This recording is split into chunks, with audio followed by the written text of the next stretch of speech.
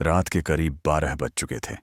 अंधेरा ऐसा था जैसे किसी ने पूरी दुनिया को काले कपड़े से ढक दिया हो। हवा में एक अजीब भारीपन था, जैसे सन्नाटा भी डरकर छुप गया। हरन्या अपनी बाइक से सुनसान हाईवे पर निकल चुकी थी। उसके पीछे दूर दूर तक कोई वाहन नजर नहीं आ रहा था। उसे अपने गांव पहुंचना ही था। अगले दिन उसकी मां का श्राद्ध था और चाहे कुछ भी हो जाए वह मिस नहीं कर सकती थी। लेकिन उसके मन में एक डर था, वही डर जो पिछले कई दिनों से उसके दिल पर पंजे गाड़े बैठा था। क्योंकि उसकी मां की अचानक मौत किसी बीमारी से नहीं, एक डरावनी घटना से हुई थी। मां ने मरने के 2 दिन पहले कांपती आवाज में उसे फोन किया था। अरु, यहां कुछ है। घर में वो दीवारों पर चलता है, छत पर साएं साएं करता हुआ। तुम जल्दी आ जाना, आज रात मत आना। फोन अचानक कट गया और उस रात मां मर गई। पोस्टमार्टम में कुछ नहीं मिला, न दिल का दौरा, न जहर, न किसी के हाथों हत्या। सरकार और गांव वाले बोले अचानक मौत, बस बात खत्म। लेकिन अरण्या जानती थी, मां की आंखों में डर जम गया था और उस डर ने उसकी जान ली थी। बाइक की हेडलाइट दूर तक अंधेरे में एक छोटा सा रास्ता बनाती हुई बढ़ती जा रही थी। हवा में मिट्टी और सूखे पत्तों की गंध थी। वही पुराना गांव, वही। लेकिन जैसे ही वह अपनी बाइक को मोड़कर कच्चे रास्ते पर पहुंची, एक झटका लगा। छोटा सा पुल टूटा हुआ था। उसने बाइक रोकी, नजर उठाई। सामने एक बूढ़ी औरत खड़ी थी, फटे कपड़े, बाल उलझे हुए और आंखें घूरती हुई। अरण्या चौंक गई। मानसी? वह औरत वही थी, गांव की पुरानी दाई, जिसे लोग अब पागल कहते थे। उसकी कर्कश आवाज गूंजी, मत जा उस घर में बिटिया, वो जाग चुका है। अरण्या इस अचानक मुलाकात से और डर गई, लेकिन उसने खुद को संभाला। आप क्या कह रही हैं? कौन जाग चुका है? बूढ़ी ने थरथराते होंठों से बोला, जिसे तुम्हारी मां ने बंद किया था, वो दीवारों में लौट आया है। अरण्या पल भर को कुछ समझ न पाई। दाई ने हाथ पकड़कर उसे अपनी तरफ खींचा। तू मत जा, वरना तेरी भी आंखें वैसी ही हो जाएंगी, चौड़ी। डर से फटी हुई अरण्या झुंझला गई। बस कीजिए, मेरी मां के बारे में कुछ मत कहिए। और एक झटके में बाइक स्टार्ट कर दी। बूढ़ी दाई उसकी हेडलाइट में कुछ सेकंड तक दिखाई देती रही, फिर अचानक घुटते अंधेरे में गायब हो गई। गांव में जैसे ही बाइक पहुंची, हर घर में अंधेरा था। कोई सड़क की बत्ती नहीं, कोई आवाज नहीं। मां का घर गांव के बिल्कुल अंत में था, और जैसे ही उसने गेट खोला, सड़ांध जैसी गंध उसके नाक में घुस गई। दरवाजे पर ताला नहीं था। अजीब बात, वह धीरे धीरे भीतर बढ़ी। दीवारों पर टॉर्च की रोशनी फिसलती जा रही थी।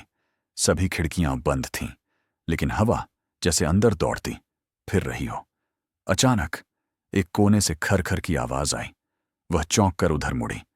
टॉर्च की रोशनी दीवारों पर फैली और उसने देखा, दीवार पर लंबे लंबे नाखूनों के निशान, ताजा, और नीचे मिट्टी पर किसी चीज के घसीटे जाने के निशान। दिल जोर जोर से धड़कने लगा। लेकिन वह मां के कमरे तक पहुंची। कपड़ों के ढेर के बीच उसे एक पुरानी डायरी मिली। पहले पन्ने पर कुछ शब्द, कांपती लिखावट में। मुझे लगता है वो लौट आया है। अरण्या ने घबराते हुए आगे पढ़ा। आधी रात को दीवार के अंदर खुरचने की आवाज सुनी। लगा चूहा होगा, लेकिन चूहा इतना भारी कैसे? फर्श भी कांपा। एक विंश अक्टूबर रसोई में गया था वो। बर्तनों के गिरने की आवाज सुनकर भागी, लेकिन बर्तन हवा में लटके थे। 23 अक्टूबर, आज पहली बार मैंने उसे देखा। काला, बिना चेहरा, लेकिन आंखें दो, खाली गड्ढों जैसी। दीवार से बाहर निकलता हुआ। पन्ने बदले, आखिरी प्रविष्टि। 24 अक्टूबर, वो अब कमरे में है, मेरे पीछे खड़ा है। अभी इस डायरी को पढ़ते समय भी लिखाई यहीं टूट गई थी, जैसे किसी ने हाथ पकड़कर रोका हो। अरण्या का पूरा शरीर कांप गया। उसने घबराहट में डायरी बंद कर दी। तभी उसके पीछे टप टप टप की आवाज गूंजी, जैसे कोई दीवार पर चल रहा हो। उसने टॉर्च घुमाई, कुछ नहीं, लेकिन आवाज बंद नहीं हुई, बल्कि और तेज होती गई। दीवार साएं साएं करती हुई कांपने लगी। अरण्या धड़ाम से पीछे हट गई। उसकी नजर ऊपर गई और खून जम गया। छत की अंधेरी लकड़ियों के बीच से किसी के 2 पैर लटके हुए थे, सफेद, सूजे हुए, नाखून स्याह काले। पैर हिल रहे थे, जैसे कोई ऊपर रेंग रहा हो। अरण्या के मुंह से आवाज तक नहीं निकली। उसकी सांस रुकने लगी, पैर धीरे धीरे पीछे हटने लगे और अंधेरे में गायब हो गए। पर आवाज अब भी ऊपर से फट फट फट, दौड़ने जैसी। वह उल्टे कदमों से भागी कमरे से बाहर, लेकिन दरवाजा अचानक अपने आप बंद हो गया। खिड़की के शीशे पर किसी ने उंगलियों से कुछ लिखा। जिंदा है लिखते हुए अंदर की तरफ कांच पर खून की बूंदें बहने लगीं। अरण्या के पैरों ने जवाब दे दिया। वह वहीं बैठ गई, आंखें फटी हुईं, आंसू बहते हुए। उसी समय कमरे के कोने से एक आवाज फुसफुसाई, अरु। वह कांपती हुई उधर देखती है। उसकी मां खड़ी थी, फटी साड़ी, पीली त्वचा, आंखों में काला खालीपन। लेकिन सबसे डरावनी बात, उसके पैर जमीन को छू ही नहीं रहे थे। मां ने टूटी आवाज में कहा, मैंने उसे बंद किया था दीवारों में, लेकिन वो निकल आया है। अरण्या सुबकते हुए बोली, मां, आप वापस कैसे? मां की गर्दन एक अजीब कड़ाक आवाज के साथ बगल की ओर घूम गई। अनैतिक रूप से हड्डियां खिसकती हुई वह चीखी, भाग यहां से, वो मेरे साथ है। अचानक कमरा चीखों से भर गया। मां का शरीर पीछे की दीवार पर चिपक गया और दीवार में धीरे धीरे धंस गया, जैसे दीवार उसे निगल रही हो। सिर्फ उसकी काली गहरी आंखें कुछ देर तक दिखती रहीं और फिर गायब। दीवार पर एक अजीब सी मानव आकृति उभरने लगी, लंबी, तिरछी, हाथों की जगह नुकीले पंजे। वह हिल रही थी, जिंदा थी। अरण्या डर से जड़ हो चुकी थी, लेकिन उसकी जुबान लड़खड़ाई। तुम कौन हो? कोई जवाब नहीं, सिर्फ एक धीमा, गाढ़ा, घुटा हुआ हंसी का स्वर। हाँ। दीवार के अंदर की दरारों से काले हाथ बाहर आने लगे, एक नहीं कई। अरण्या किसी तरह उठी और दरवाजा धकेला। दरवाजा खुल गया। वह पूरी ताकत से भागी, सीढ़ियां उतरकर बाहर, लेकिन गेट बंद, चेन कसकर बंधी। वह पीछे मुड़ी। दीवार की दरार से लाल लाल आंखें उसे घूर रही थीं। उसके दिमाग में दाई के शब्द गूंजे, मत जा उस घर में, वो जाग चुका है। गांव की तरफ से कुत्तों की भयानक हुआ आवाज आने लगी। टॉर्च झपझपाने लगी, फिर बंद। अब पूरा घर, पूरी दुनिया काले अंधेरे में डूब गई। अरण्या ने हांफते हुए दूर सड़क की रोशनी की तरफ देखा, शायद वहां कोई होगा, लेकिन पांव जैसे जमीन से चिपक गए हों।